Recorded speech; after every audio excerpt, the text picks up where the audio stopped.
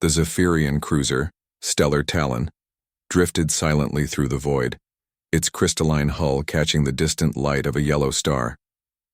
Commander Vex Call stood on the bridge, his forearms crossed as he studied the tactical display. The hologram showed a primitive solar system, 9 planets orbiting a single star. Nothing remarkable, nothing threatening. "Sir," came the voice of Scanner Prime Zix, her voice trembling slightly through the ship's bioneural network.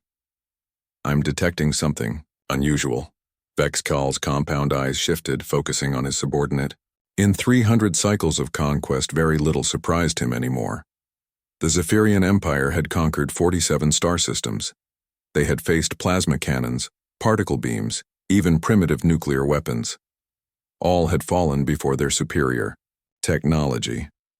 "Define unusual, Scanner Prime." Zix's tentacles danced over the scanning console, her movements quick and nervous. "There's a vessel in the 3rd planet's orbit. It appears to be a warship of some kind." Another primitive defense platform. Vex Call's voice carried the boredom of countless easy victories. "Initiate standard scanning protocols.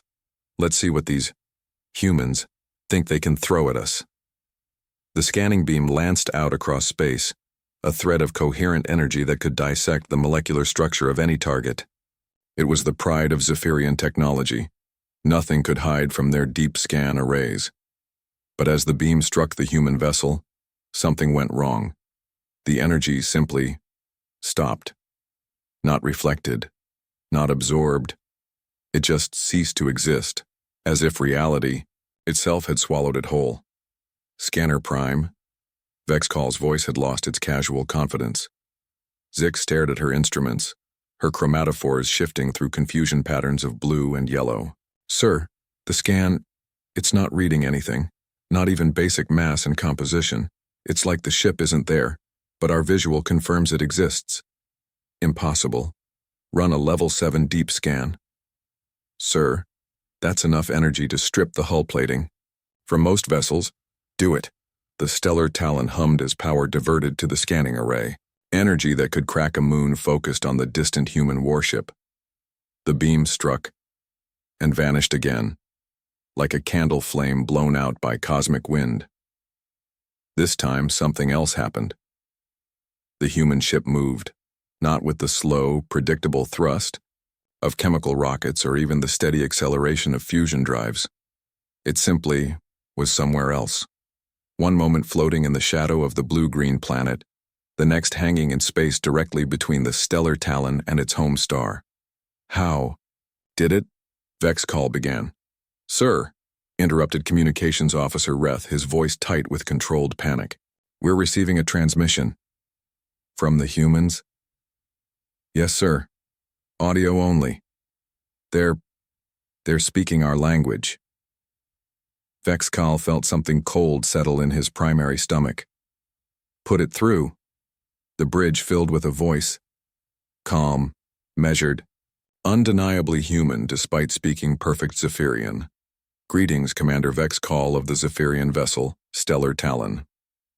This is Captain Sarah Chen of the Earth Defense Ship, Prometheus. You have been scanning our vessel without permission. Please state your intentions in this system." The silence that followed was deafening. How did they know his name? His ship's designation? And that voice? There was something in it that made Vex Call's survival instincts scream warnings he didn't understand. "Scanner Prime," he whispered. "Tell me you got something from those scans." Zix's tentacles had gone completely. Still, a sign of extreme distress in her species. "Sir, I need to run the analysis again. The readings don't make sense." "Show me." The holographic display flickered to life, showing the scan data. But instead of the expected blueprints and technical specifications, there was only one word, repeated in patterns that hurt to look at. Insufficient. Insufficient. Insufficient. "What does this mean?" Vex Call demanded. "Sir," Zix's voice was barely above a whisper, "I think it means our scanners aren't advanced enough to understand what they're looking at." Before Vex Call could respond, The human voice returned, and this time there was something almost amused in its tone. "Commander, since you seem to be having technical difficulties, perhaps I can help. Would you like to see what you're really facing?" The view screen erupted in light. Chapter 2. The Revelation. The data stream hit the stellar Talon systems like a tsunami of information. For exactly 2.7 seconds, every display on the ship showed detailed schematics, power readings, and technical specifications of the human warship Prometheus. Then the screens went dark as circuit breakers tripped throughout the vessel. In the emergency lighting, Vexcal could see his crew's faces, and the terror written across them. Even Zix, who had seen the sensor ghosts of dead civilizations and the energy signatures of dying stars, looked like she might molt from pure fear. "Engineering." Vexcal's voice cracked slightly. "Report, sir," came the shaky reply from Chief Engineer Grix. "Half our analysis computers have shut down. The ones still running are displaying error messages I've never seen before. It's like they're refusing to process the data." "What did you see, Scanner Prime?" Vexcal turned to Zix. "In those 2.7 seconds, what did you see?" Zix's chromatophores had gone completely gray, the color of shock. "Sir, I saw power readings that shouldn't be possible. The human ship's reactor output it's generating more energy than our entire battle fleet combined. That's impossible. They're a Type 0 civilization. They haven't even left their own star system." "Sir," Zix's voice was hollow. "According to those readings, they're not using fusion, antimatter, or zero-point energy. The power source. I don't think our science has names for what they're using." The communications console chimed. Captain Chen's voice returned, still maddeningly calm.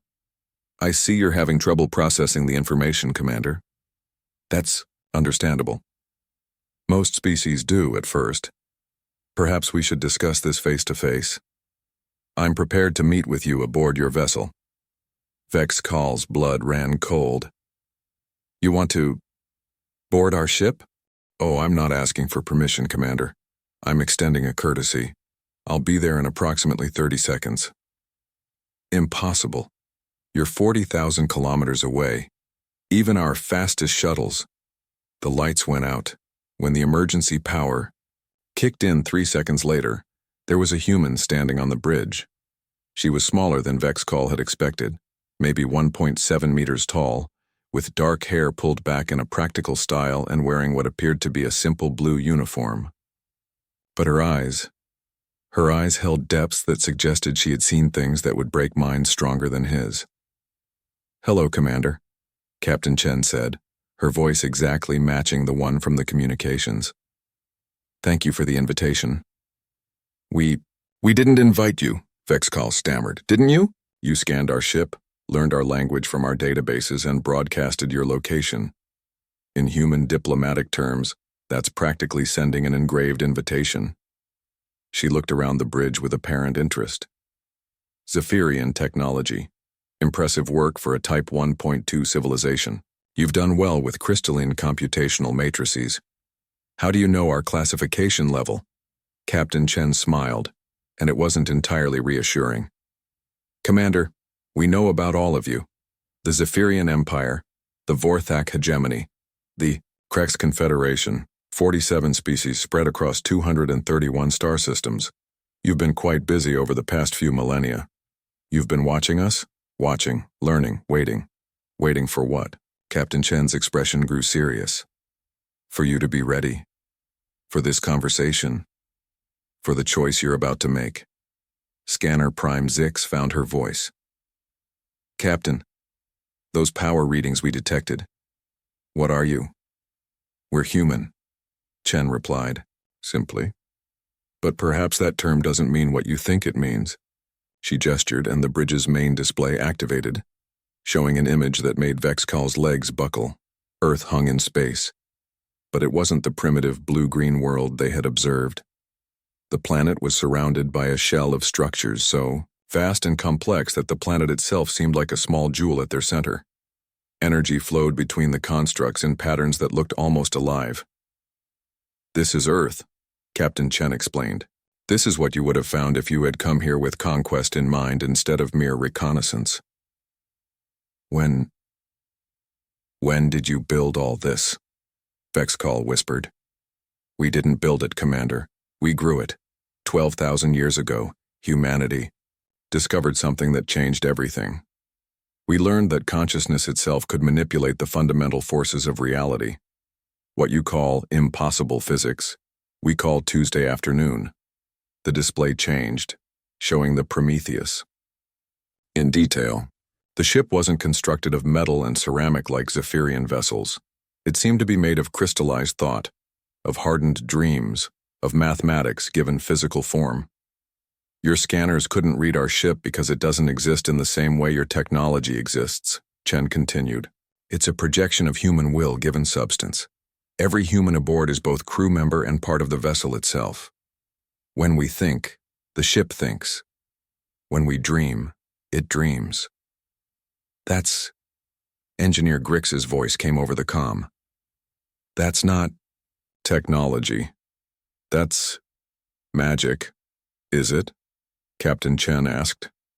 What's the difference between sufficiently advanced technology and what you call magic?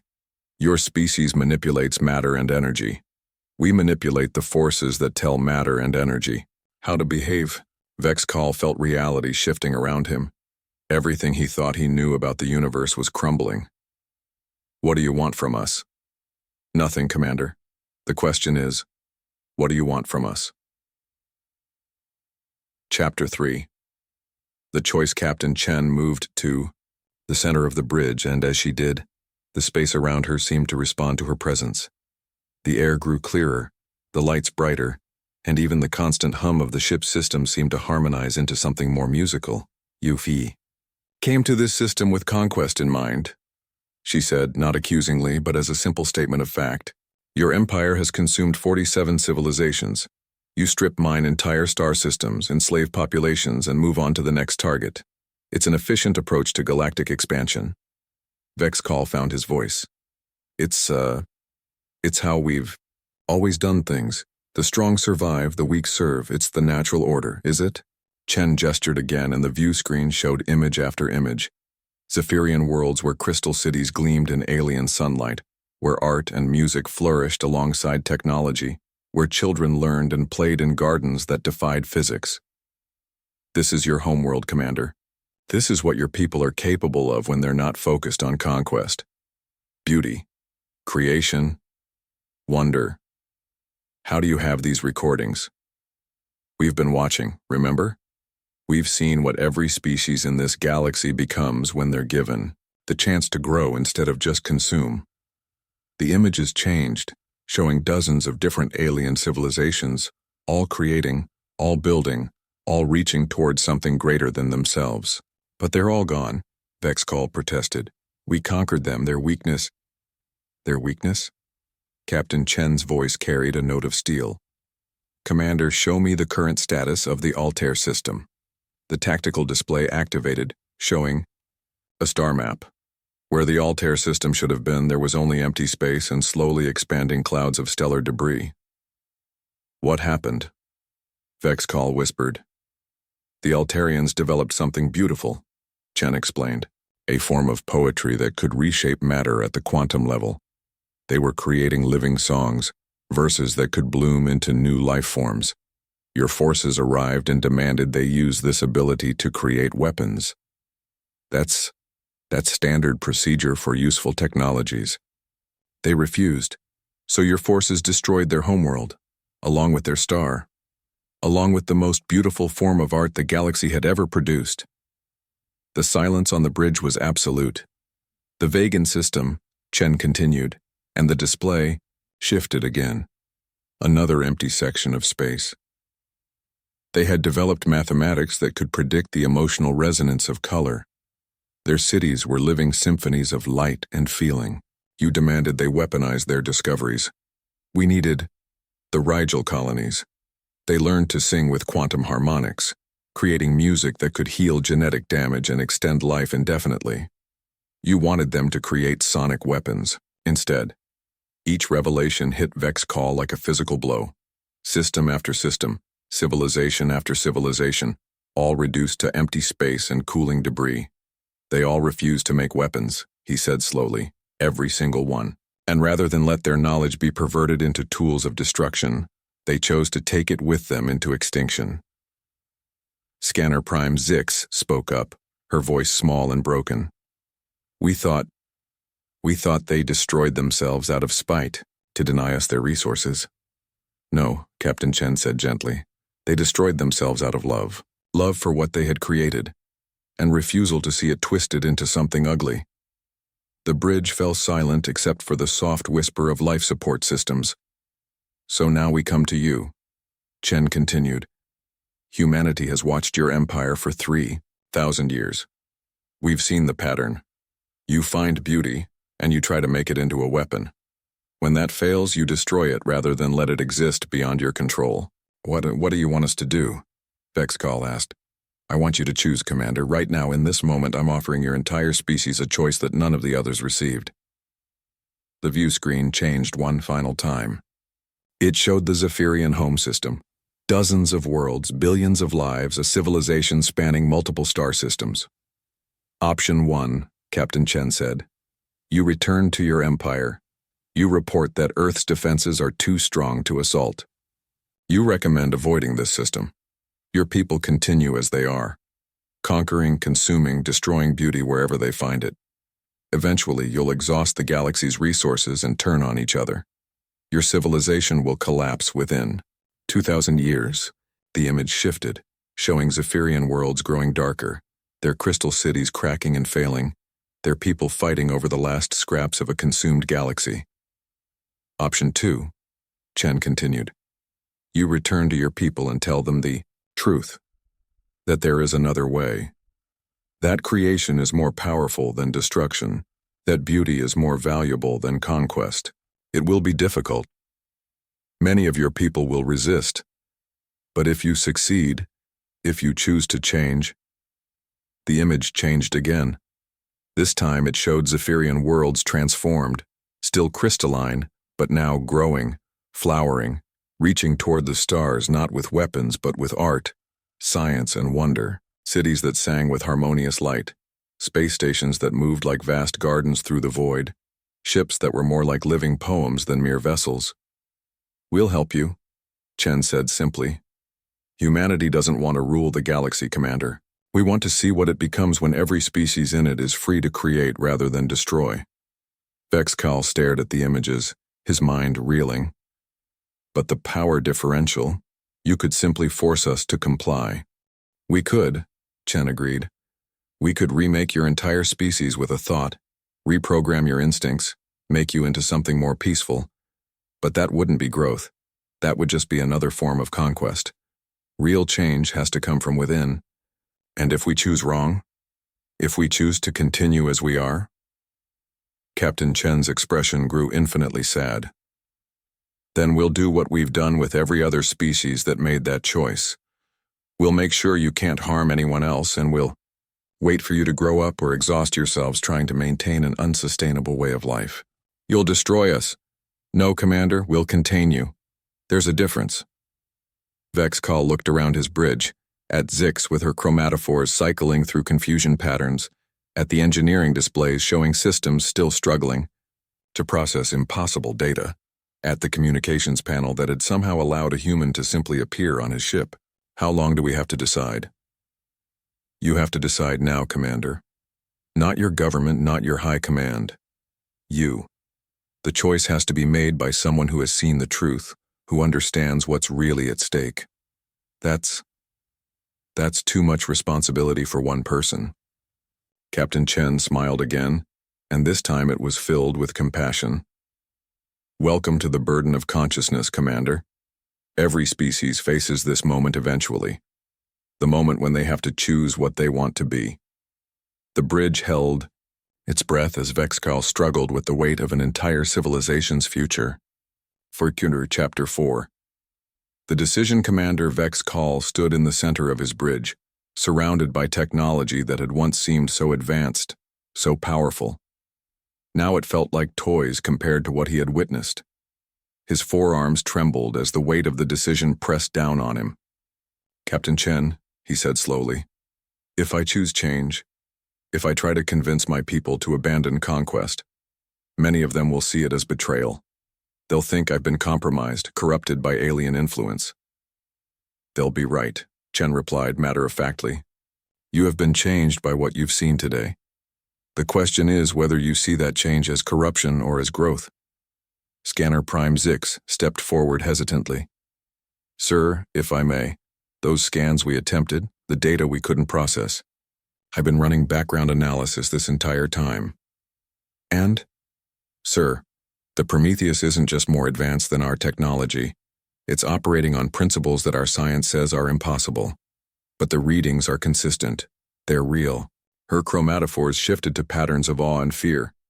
"If humanity can do this, if they can make consciousness itself into a tool, then we're not just facing a more advanced civilization.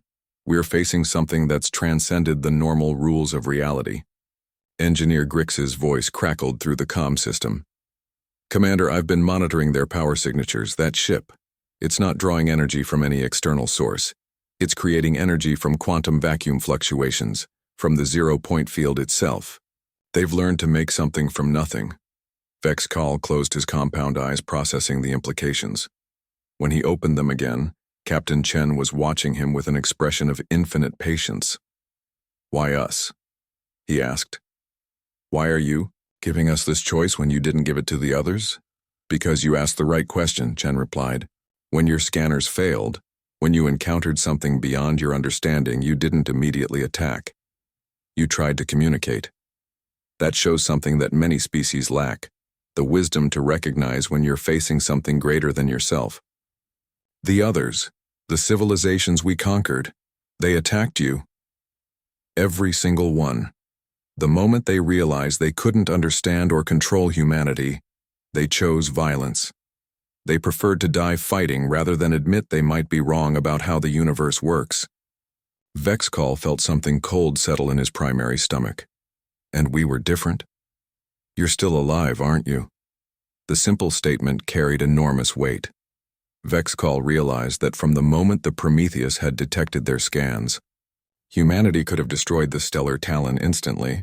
Instead, they had chosen to offer knowledge, understanding, choice. "Communications Officer Reth," Vexcall called out. "Open a channel to Zephyrian High Command." "Sir?" "You heard me. Priority Alpha transmission to the Council of Expansion."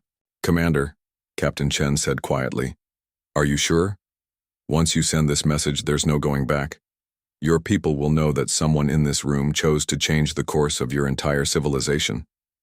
Vexcall looked around his bridge one more time.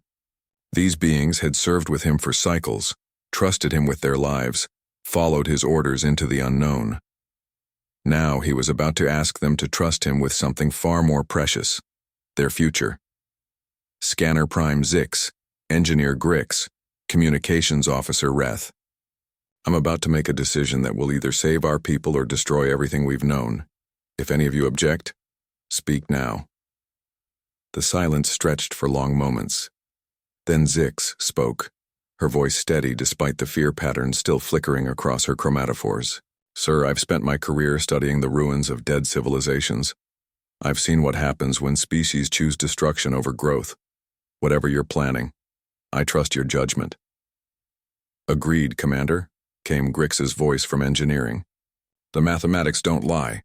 We can't fight this level of technology, but maybe we can learn from it." Reth's response was simple. "Channel open, sir. High Command is standing by." Vexcall stepped forward to the communications console, aware that Captain Chen was listening to every word, that the future of two civilizations hung on what he said next. "Zephyrian High Command, this is Commander Vexcall of the Stellar Talon. I am transmitting from the Sol system, and I have encountered unprecedented circumstances." The response came quickly, the voice of Grand Admiral Zoth crackling through space. "Commander, report. Have you located suitable conquest targets?" "Grand Admiral, I have discovered that our fundamental assumptions about this galaxy, about power, about the nature of reality itself, they are incorrect. We are not the most advanced civilization in this region. We are not even close. A pause. Then, explain. Vexcal took what humans would call a deep breath. The species inhabiting the third planet of this system, humans, have developed beyond our ability to comprehend or combat. Their technology is so advanced that our scanners cannot even process the data. They have offered us a choice. A choice? Commander, are you under duress? No, Grand Admiral. I am under the influence of truth. We can continue our path of conquest and consumption until we exhaust the galaxy and destroy ourselves. Or we can learn a new way, a way of creation instead of destruction. The silence from High Command stretched so long that Vexcal wondered if the transmission had been cut. When Grand Admiral Zoth finally spoke, his voice was cold with suspicion. Commander Vexcal, by the authority of the Council of Expansion, you are hereby relieved of command pending investigation for possible alien contamination. Return to base immediately for psychological evaluation and memory extraction. Vexcal had expected this response, but it still stung.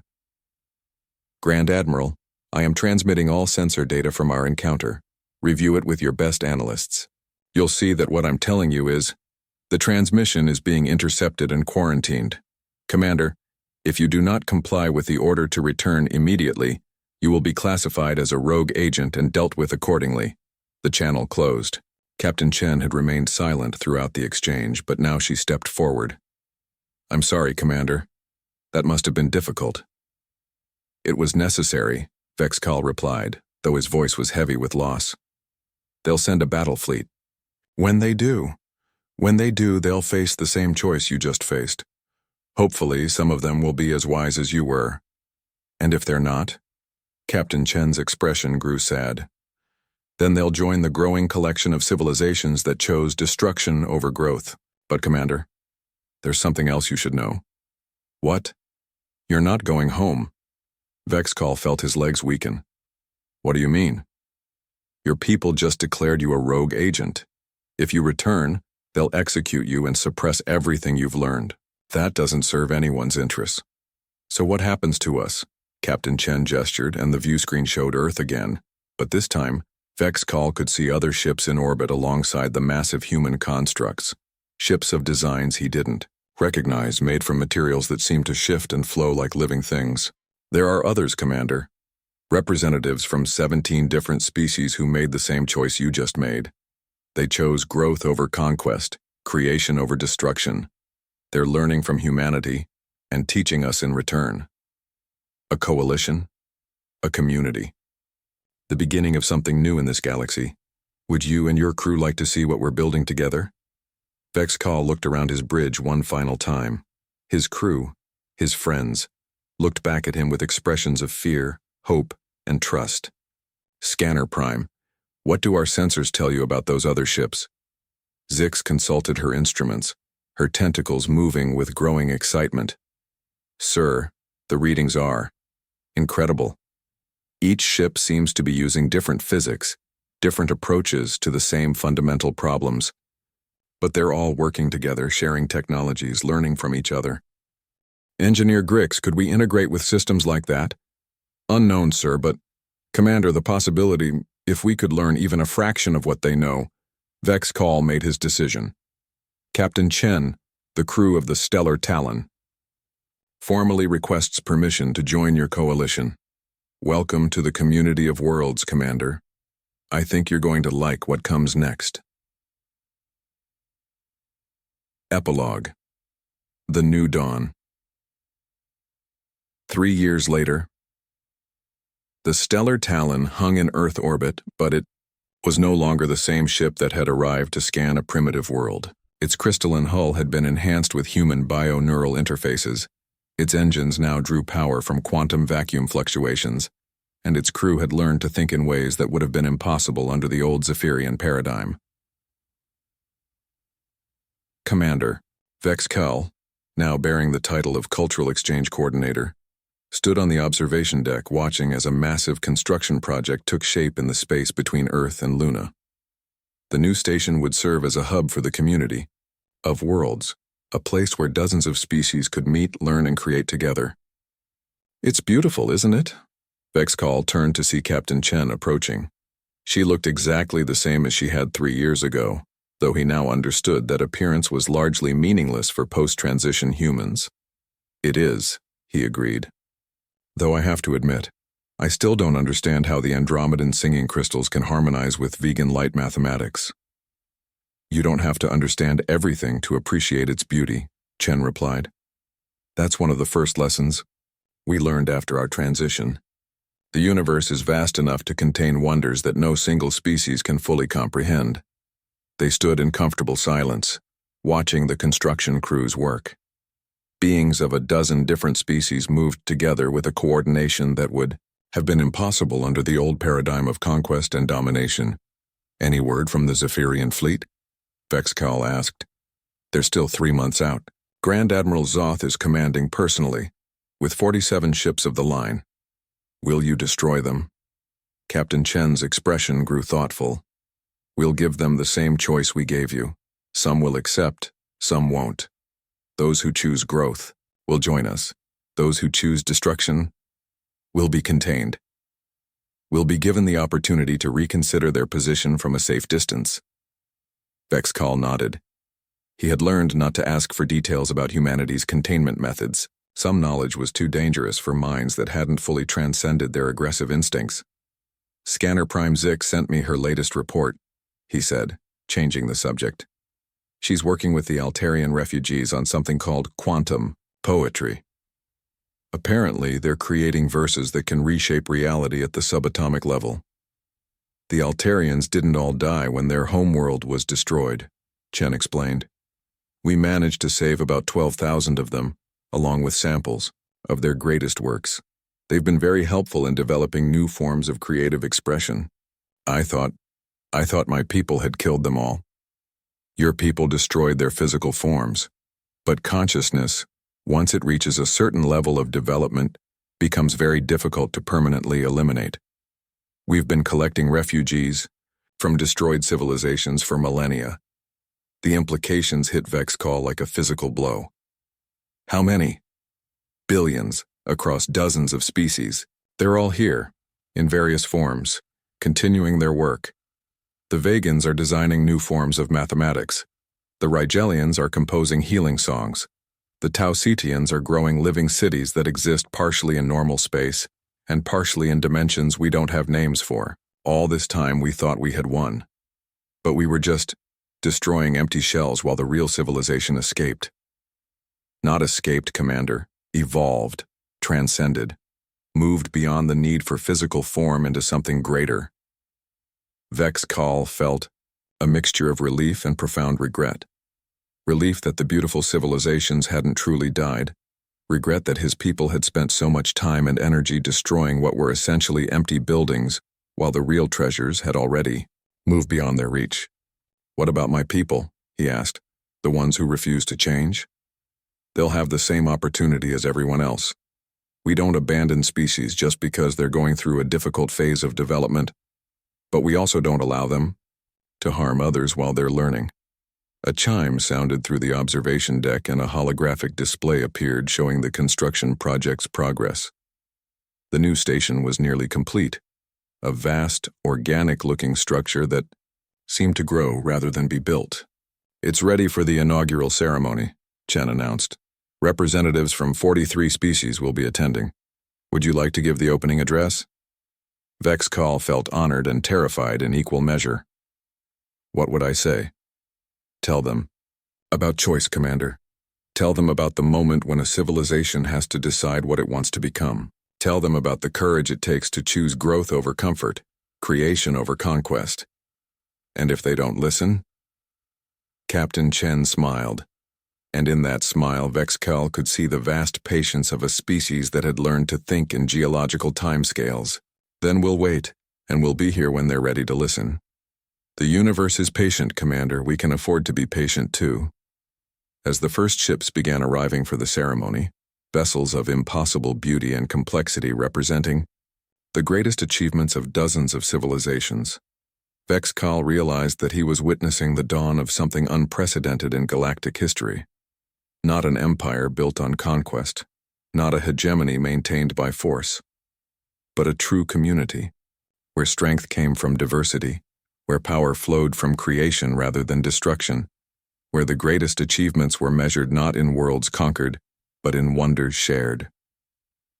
The stellar Talon had come to Earth's system expecting to find another primitive world to catalog for eventual conquest. Instead, they had found something that would reshape their understanding of what civilization could become.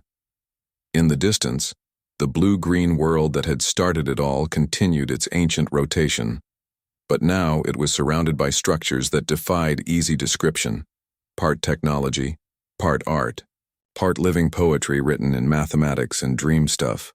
Earth had become the heart of something new in the galaxy. And Commander Vex Call, who had once served an empire of conquest, now helped tend the growing seeds of something far more beautiful, and far more powerful than anything his people had ever imagined possible. The age of empire was ending. The age of community had begun, and across the galaxy, other fleets, other scouts, other species driven by conquest and consumption were beginning to receive the same message that had changed everything for the crew of the Stellar Talon. There is another way. Choose. The end.